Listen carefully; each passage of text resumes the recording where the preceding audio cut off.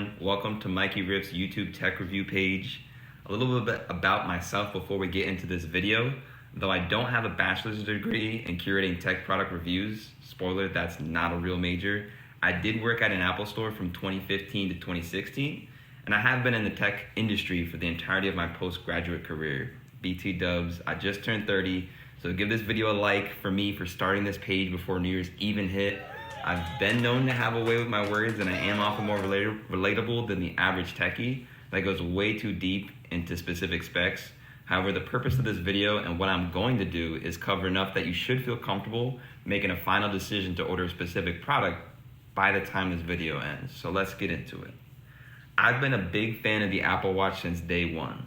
And in this video, I'm going to be sharing my experiences and the knowledge I've gained from being an Apple Watch user over the years. I'll also share some common missteps that people will likely make when choosing which series, which band, which size, and I'll end with a couple pro tips that will make it easier for you while you go through the purchase process. This watch is the first Apple Watch that was ever made, which is no longer being sold, but is comparable to the Apple Watch Series 3. The Apple Watch Series 3 is just recently released on Apple's website for $199. So let's start with the good. This form factor is super small and relatively lightweight, and while this specific Apple Watch is in a black stainless steel design, the only one that Apple sells now only comes in two basic colors. There's silver aluminum and there's space gray aluminum. Again, I was an employee back when this first one came out, so I only paid half the price, but the fact is buying an Apple Watch Series 3 today is not a good deal. You're not getting an employee discount, and its best feature that was a game changer back 5-6 years ago is simply a GPS to track your outdoor runs and activity, but almost every activity tracker out there in the world these days has a GPS, so congratulations! Buying this scores you the least expensive GPS Apple sells on your wrist. The other useful feature Apple Watch Series 3 will have is being able to see notifications from your friends and family in a pinch. I can attest, being able to see who's contacting me without me pulling out my phone is important, and especially in professional spaces, since contrary to popular belief, it is rude AF to pull your cell phone out every 2 minutes when you're not alone. But that's kind of where the usefulness of the Apple Watch Series 3 ends, and is why no consumer should be spending anywhere close to $200 or $230 on it. So now that we've ripped the idea of Apple's entry-level Apple Watch, there is also an Apple Watch SE, which was just recently put on Apple's website for $279. But what you won't realize, unless you've been doing heavy research, is that the Apple Watch SE's longevity is not as promising as you'd think, since it's essentially a downgrade from last year's Apple Watch Series 6. Nonetheless, here's what's good about Apple Watch Series 6, which is not on my wrist, but this version is truly capable of doing what you'd expect, as Apple puts it, powerful features to help you keep connected, active, healthy, and safe. Advanced sensors that track all the way you move and to measure your favorite workouts. Unfortunately though, the Apple Watch SE now comes with some more colorful band options, more combinations than Series 3. It's still missing out on some key upgrades that you'd want out of a piece of wearable tech. So here's the most important part I think everyone is missing. These watches are all too often destined to be in peak performance for only shortly longer than 2 to 3 years, and anyone buying the SE is kinda already a year behind where the current operating system is currently trending, which is known as Watch OS 8, for Watch Operating System 8 right now.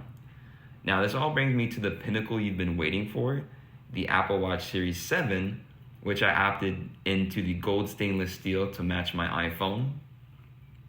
And as you can tell, I plan on keeping this for many, many years since I spent top dollar on it. And once you go stainless steel, you can't go back.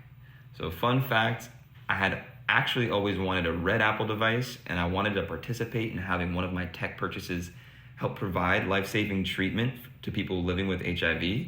So I recently went to an Apple store to pick one up a month ago, but I accidentally dropped it on their cement floor, and it immediately got a dent and scratch on the digital crown, as Apple calls it, aka the scroll wheel.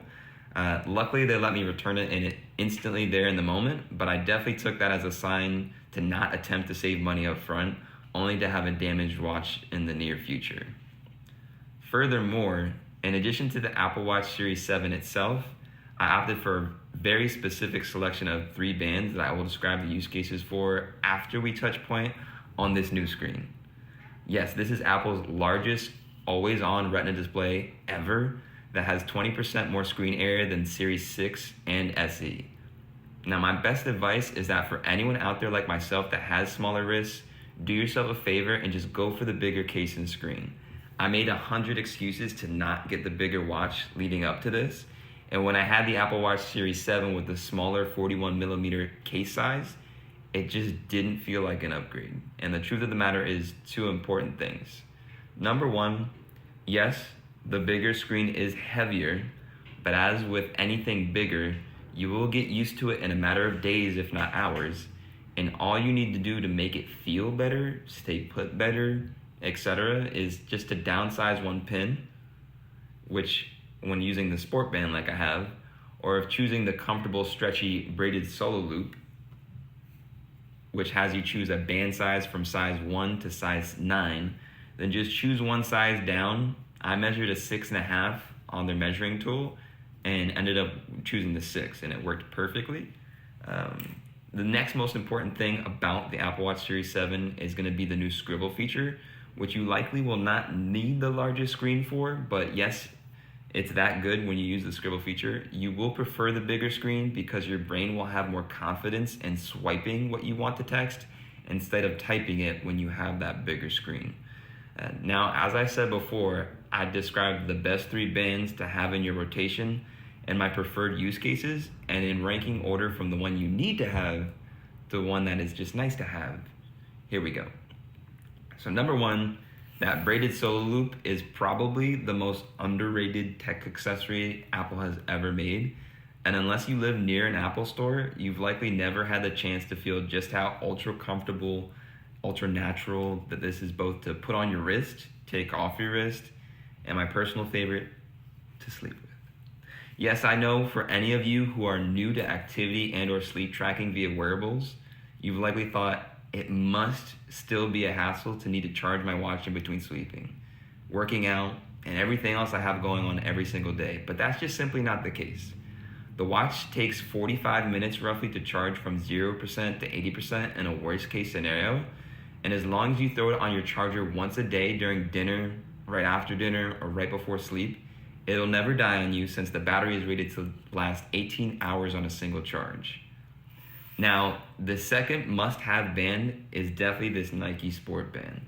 Thankfully, you don't have to get a Nike-specific watch to get a Nike-specific band, but for the record, anyone who is even somewhat serious about getting an Apple Watch for workouts, activity tracking, etc., you ought to spend the $50 and just get a Nike band, which is it's made of this surprisingly soft material that has perforations for enhanced breathability, and the pin and tuck enclosure, as Apple calls it again, definitely ensures a clean fit.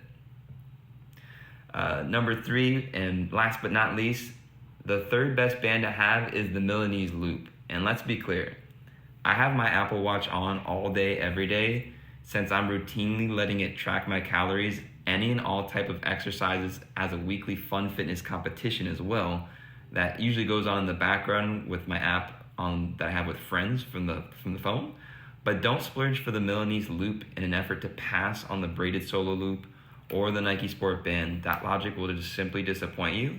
But if you want a really nice band, and like a third band option that screams money or just dresses up any outfit for when you're not sleeping or being active, this band is equal parts comfortable and classy, since it's a fully magnetic for infinite adjustability, and the special woven stainless steel mesh wraps fluidly around your wrist. So I'm gonna pause right here and say, if you've made it this far through the video, 1, thank you. 2, likely you have most of what you came here for, but to better set you up for success, do yourself a favor and go to the App Store on your iPhone or any device you have, download Apple's literal Apple Store app, quote unquote, the Apple Store app that people don't normally know about, but was created as a digital extension of the physical Apple retail locations. In that Apple Store app, you'll find a more well thought out layout and user experience than any other third-party website like Best Buy, Walmart, Target, or the many cell phone providers. All the info and options you need are intuitively there, and if you ever get stuck on what to do next, or you genuinely have a curious question you wish you were at an Apple store to ask somebody knowledgeable, you can just scroll to the bottom and click the chat or call icon where it asks still have questions, and those Apple Chat specialists can even help order something for you like a personal concierge would. I tried it myself, super friendly, super humanistic, loved the experience that I got. The few times that I tried to get help figuring out which Apple Watch bands actually came with them preset from the factory wherever they're made. And it was just super helpful to have somebody live on the fly that I could just like ask that and get their yes, no opinion on certain things to help guide me through the experience when I'm on the Apple Store app and literally about to make a purchase with Apple Pay so I can get my 3% back. Another pro tip related to Apple Watch, regardless of if you actually buy it from the Apple Store app though, is to print out Apple's measurement tool, which I'll link below to help you confirm exactly which braided solo loop band size you should get. As I mentioned before, if you're getting the bigger case size like I recommend, make sure you downsize one number to get a nice snug fit. I measured again to a 6.5 and I chose the 6, and my 45 millimeter fits perfectly. And so when I'm sleeping at night, it doesn't feel too tight. By the way, it is flexible where you won't have any issues with that. So I really cannot recommend enough those 3 bands. If you have any questions, again, send them in the comment section. I'd be more than happy to further elaborate. But to wrap this up, if you do order online from the Apple Store app, please do yourself a favor and still schedule a pickup at your closest Apple store. Even if you're 100% certain you know you want what you got, that hands-on experience in the store versus having it randomly shipped to your home was a lifesaver for me, like I described when trying to get that red edition of the Apple Watch Series 7. Plus, it's almost kind of a requirement that those employees all have to be like inherently good from birth to work there. So I'm confident you'll likely have one of the best retail experiences you've ever had. Okay, last thing while I have your attention, share your thoughts in the comment section below if you agree or disagree on a hunch I have.